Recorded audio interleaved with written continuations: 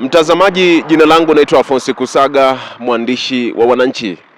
Leo ni tarehe 24 ya mwezi wa 8 mwaka 2026. Hapa ni katika kitongoji cha Madira kilichopo katika kata ya Sela Singisi, ni wilaya ya Arumeru, mkoani Arusha. Katika daraja hili linafahamika kama daraja la Somel.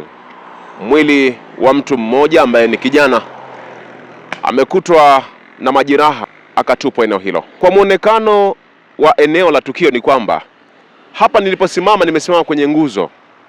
Kinachoonekana bwana huyu huenda alikuwa anapambana na watu. Akiwa anajaribu kujiokoa akashika eneo la nguzo ambapo hata michirizi ya damu iliyoanzia kwenye mikono inaonekana imegandiana kwenye nguzo hii. Eneo hili ni kwenye korongo, daraja refu kweli kweli. Unaweza ukajiuliza wananchi wameonaje mwili wa mtu huko. Jana usiku kuna watu ambao walikuwa wanapita na gari katika eneo hili. Sasa kwa bahati mbaya tairi ikachomoka kwenye gari. Ilivyochomoka, kwa sababu ilikuwa ni usiku, hawakuitafuta ile tairi. Ikabidi kulivyokucha sasa leo asubuhi wakaja kuitafuta ile tairi. Wakati wameingia karibia na korongoni hapa, ndipo wakakuta mwili wa mtu huko. Jeshi la polisi walifika, lakini kwa sababu jambo hili linaonekana linahusu jeshi la zimamoto na uokozi, wao waliingilia kati. Sasa wakazama katika eneo hili la daraja na kutoa mwili huu. Zoezi hili ambalo limechukua zaidi ya masaa mawili, kwa sababu eneo hili ni kina kirefu kwenda chini. Sasa eneo hili ambalo ameanzia kupambana, lakini eneo la chini pale kwenye yale majani pia kinaonekana pia kuna damu. Mwili huu bado haujatambulika ni wa nani, lakini zaidi sana tumezungumza na wananchi kuhusiana na tukio hili. Vile vile tutalitafuta jeshi la polisi kwa undani wa taarifa hii, kwa sababu wao ndio wana jukumu la uchunguzi zaidi ya kutambua matukio haya. Jonas Ndekirwa Palanjo, Captain Mrara, diwani wa kata ya Poli. Nilipata simu asubuhi ya saa 2 kasoro na mwenyekiti wangu wa kitongoji cha Klanaiki akaniambia kuna mtu anahisiwa ametumbukia darajani Someli. Baada ya hapo nikampigia OCD. OCD akaniambia atanitumia vijana, na kama unavyoona ameshanitumia vijana, na kama unavyoona ndio yule kijana wetu yuko hapo. Nasubiri apandishwe tuweze kumtambua. Asubuhi majira saa 12 ya asubuhi tulipata taarifa katika eneo la Madira, daraja hili lililoko hapa Kilala Somel, ambapo kijana alikuwa amekutwa mtoni ndani ya maji. Lakini pia baada ya kuangalia uchunguzi mkubwa, sisi kama raia tukipita, lakini pia tukitambua kwamba jeshi la polisi chini ya OCCD litakufanya uchunguzi huu na kujua imekaje. Lakini kijana huyu mpaka sasa hivi hajatambulika. Kijana huyu hajatambulika mpaka sasa hivi, na muonekano wake ni kijana wa bodaboda au kadhalika, huenda akawa ni fundi garage ambaye anakuwa anafanya shughuli zake mbalimbali. Kwa hiyo tulivyoona mwili wake tuweze kuwajulisha wananchi kwamba waweze kufika katika hospitali ya Patandi. Huenda ni ndugu yake hajaonekana, huenda ni kijana mwenzake kwa ofisini hajaonekana, ni bodaboda, aelekee pale kwa ajili ya kuweza kutambua mwili huo. Mwili umekutwa mtoni ukiwa kwenye maji, lakini mwili umeganda sana, umekakamaa, lakini na majeraha kichwani, mikononi, majeraha ya kukatwa.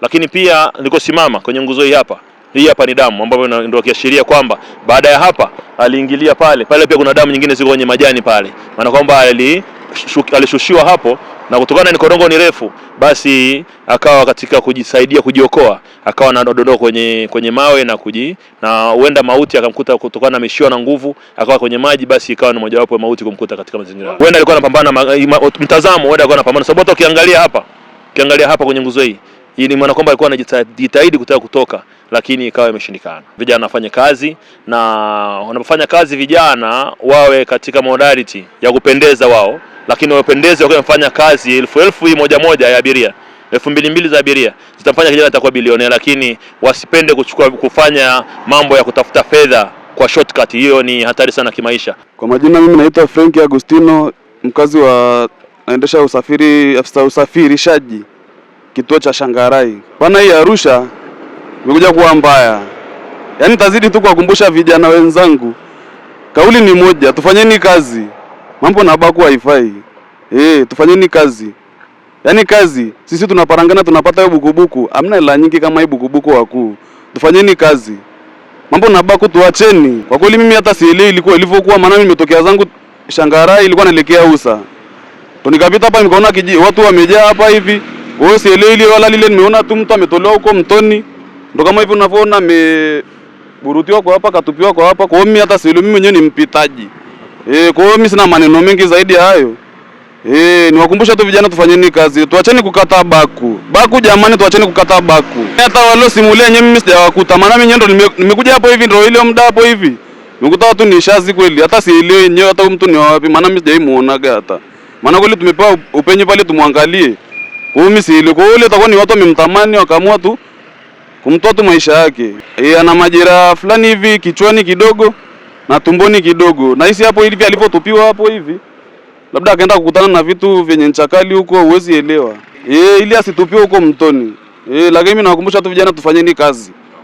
Tuache kukata baku. Nilipotokea asubuhi brother. Na watu walikuwa wanatafuta hivi hapa hivi. Sasa ndio naangalia mtoni. Ndio mmoja ndo kama amemtikia tayari amelala kule kwenye maji. Hivi ndio tukachukua mwambulia kwa kupiga mapolisi simu. Ndio kama hivyo ndo wao wamekuja sasa mapolisi sasa ndo ikawa ndio brother. Hajulikani kweli kwa hajulikani. Hapana. Tunaanza damu ilikuwa salieni hapa hivi. Unajua ibadani mazali hapa ni mazali sana 3 usiweza kwa usiku Nilinaota nangu nyeju zikaja hapa mtu hapo sheli kama saa 7 hivi usiku. Amfika hapa tutakutana vijana hapa hivi. Wakamzuia huyo saa 7 wakamteka nganya bike, wakamla kichapa wakamnyang'anya na hela. Kwa hiyo hapa ni hatari kuja hata kwa usiku na baogopa mwenyewe. Ndio mimi hapa ndio kijoni kwangu hapo. Lakini kijoni shafika saa 2 tuna maji. Juu saa 2 kitu shaka tuna maji jioni yote. Wale matukio kama hayo hivyo kama hivyo. Unaona? Au liaza kwa boda wewe unajulikana hata kimteki wewe ni boda huyo. Yaani voka huyo baba mtoto utafuta riziki zake.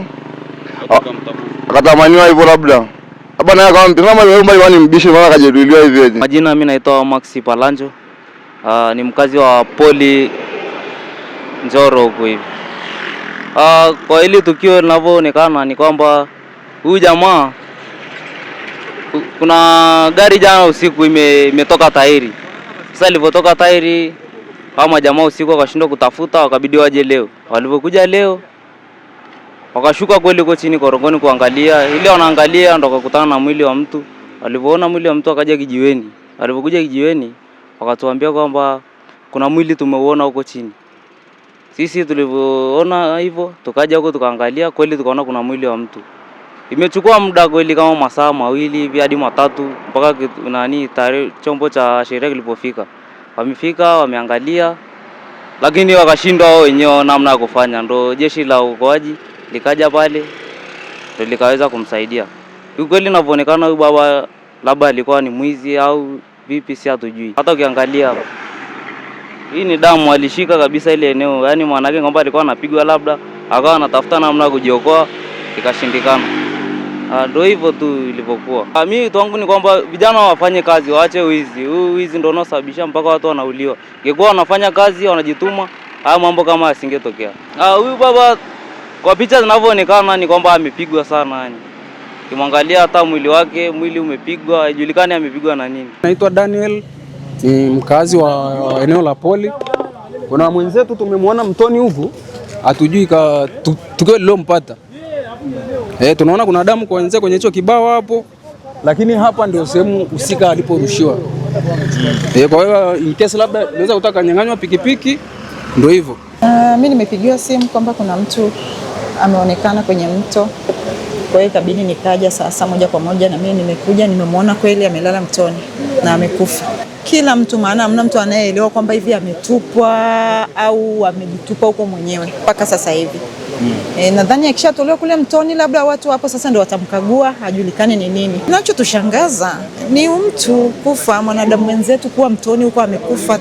Tunashindwa kuelewa ni akili yake au kuna nini nyuma yake.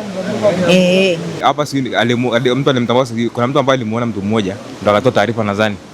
Kwa hiyo ndio maana watu wamejaa ili kumtambua ni nani. Kwa hiyo bado hawajamtambua sababu yuko mbali sana. Kwa mpaka panchwe juu ndio ile amtambue ni mtu wa wapi. Na hawa niko katika kijiji hichi cha Poli. Nimekuja kwenye daraja hili kushuhudia mwili wa marehemu, niseme ni marehemu, maana tayari ni mtu ambaye ameshakufa. Hatujui tukio hili alilifanya ni nani, lakini bado kunaendelea na uokoaji. Mimi ni kiongozi pia wa majanga na maafa katika kitengo cha IPI. Kwa haraka siwezi kusema kwamba wamejitupa au wametupwa. Kwa kweli kazi ya maaskari ambao wako chini watajua baadaye, taarifa ndio utapata zaidi. Mimi kusema kweli sina taarifa zinazoeleweka.